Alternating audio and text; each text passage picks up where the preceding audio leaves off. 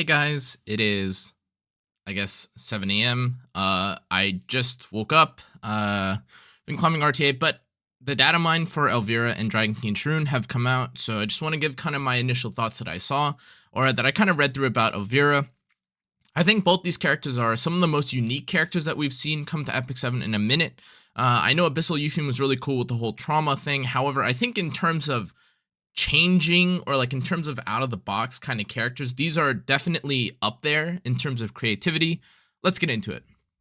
The first thing you have to know about Elvira is that she's an effect resistance scaling, or at least they want to sell you as an effect resistance scaling character, which is very different because she's a thief, and aside from Galililius, we haven't really heard of an effect resistance thief since Kayron and maybe Bloodblade Karen, but that's a little bit different because they're still trying to do damage. Elvira looks to be somewhat of an effect resistance just utility character, maybe like an opener. Her skill 1, as you can see, gives her an additional turn if you soul burn it, and she dispels 1 buff. That doesn't really seem like the most OP thing in the world, just because it's a 1-turn strip. However, when you read her skill 2, it says that she gains 30 effect resistance, and in addition to not being able to crit, when the caster is immortal, she decreases fighting spirit gained by the enemy by 100%. It's been a minute since we've gotten a character like this, unless if I'm mistaken. I think Fighting Spirit... Actually, I think the last time we had a Fighting Spirit drain was Penelope, if I'm not mistaken. I'm trying not to get like Fighting Spirit and Focus like mixed up. However, I'm pretty sure Fighting Spirit means that they basically released an answer to Abyssal Eupheme kind of early.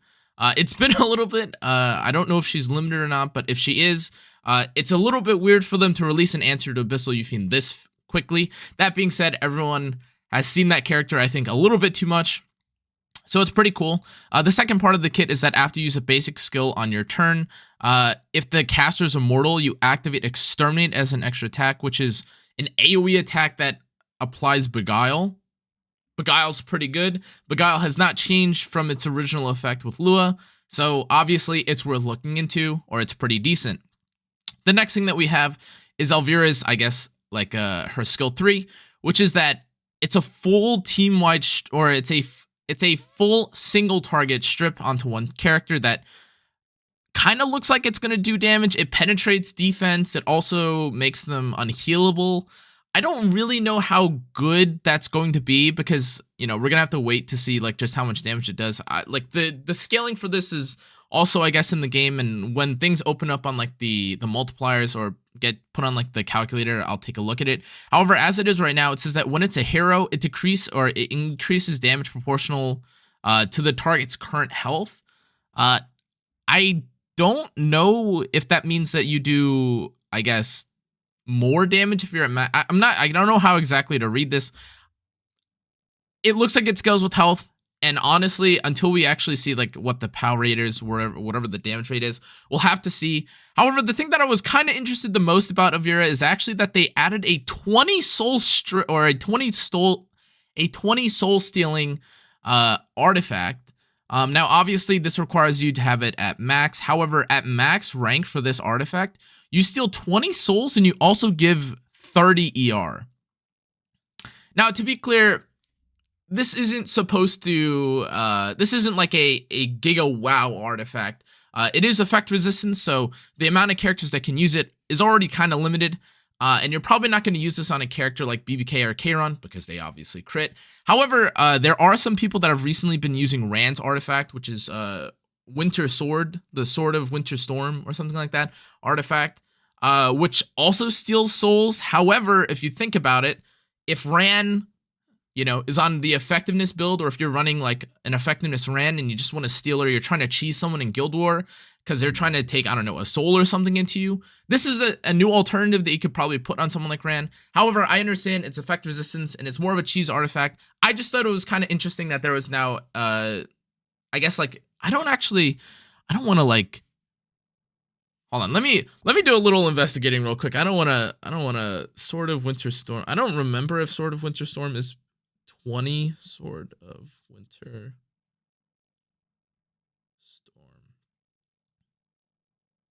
Storm. Sword of Winter Shadow, that's what it's called. Yeah, even at max, Sword of Winter Shadow removes only 15 souls. This is 20 souls. which I guess if that's what you're looking for, pretty good. Okay, moving to Sharun real quick. So as you can see, there's the effectiveness imprint on Sharun, which is very interesting because it's an effectiveness Soul Weaver. So this is probably going to be up in the same like direction as characters like Sharun. I mean, obviously, because it's also Sharun, but I think this is a little bit different. She doesn't have too much scaling, I think, with effect resistance. I don't know if we've seen what their base stats are, but her skill 1, as with, I guess, like most Soul Weavers at this point, she has like a 45% chance to stun. Pretty decent, at least from like a if you want to build her on counter sort of perspective. Otherwise, just in a very annoying aspect to deal with if you're just getting S1 and you frustrate and scream your head off. The main, I guess, core of her kit is her skill 2, which is that at the start of all turns, you dispel all debuffs which prevent movement from all allies, and at the end of a turn, at the end of someone's turn, when an ally is applied with a debuff that prevents movement, so stun or sleep, it increases CR of all of the caster by 20%, and it gives Cascade to all allies. So she's kind of like reverse Sage Ball, or kind of similar, or a more automatic, I guess a little bit better, I would say, of a shooting star Arcades. Now again, like the 2500 fixed damage is pretty decent, I guess. It'll help for, I guess, like some slower teams. However, it feels like Dragon King Sharun is supposed to deal with stuff like Sage Ball. Like a stun and a sleep kind of feels like something that was designed to counter Sage Ball. So I'm curious just how good this will be, specifically for people that want to play aggro or faster. However, I don't know if 2500 fixed damage is enough initially. It is kind of decent. And again, the CR pushing is really cool. However, kind of similar to how Emelec or new Light Arcades shooting, I don't remember what her name is, but Light Arcades, similar to how Light Arcades isn't like the greatest answer for cleavers, despite having a full cleanse. I'm curious if this will be enough. However, the thing that I think is actually, I guess, worth looking into with Dragon King Sharun's S3 is that her skill 3 is a 100% chance, I think, to, it's a 100% chance to decrease buff durations by 2 turns. So it's like technically like a strip. And it applies a class debuff for 2 turns and decreases the CR push or the combat readiness of all enemies by 20%, while also CR pushing herself by 50. Now, we haven't seen anything like this since, I believe, Trozette in terms of like a class-specific effect.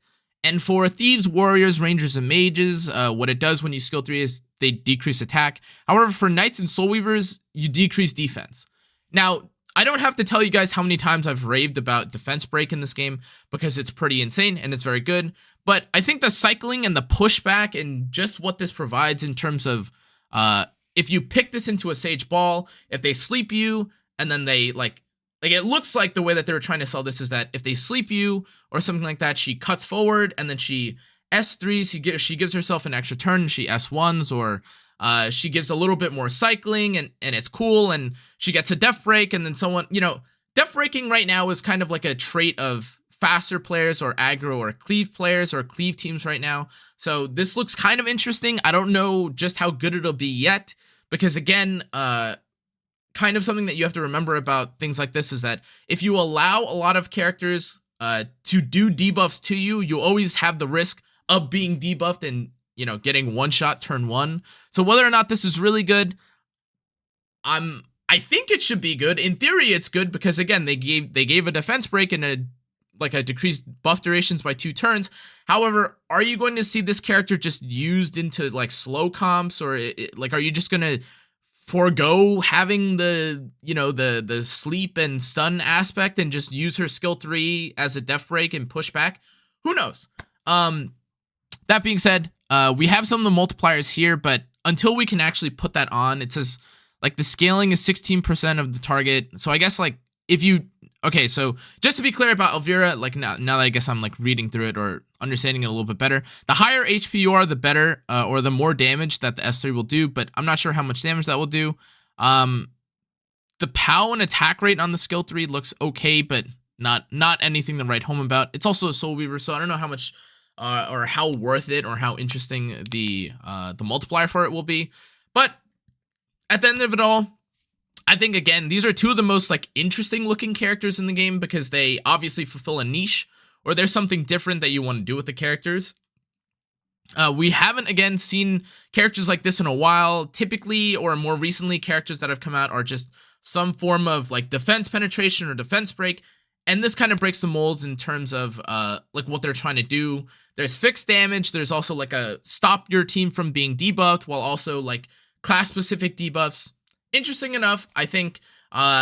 If they're limited, of course, like rule of thumb, you have to pull from them anyways. But ML Sharun is an ML, so if you're interested in pulling for her, I think she'll be pretty cool. I like her design anyways, so that's going to be it for my review of these two characters, guys. If you enjoyed, make sure to like, comment, turn on the notification bell, subscribe. Let me know what you think about Sharun and Elvira. Again, whether or not they're good or not doesn't really matter because we're about to hit the end of the season. However, once the season ends and starts back up again, maybe we could see her a little bit more. But I definitely think they're interesting kits. Definitely worth looking to. I'll see you guys on the next one. Adios.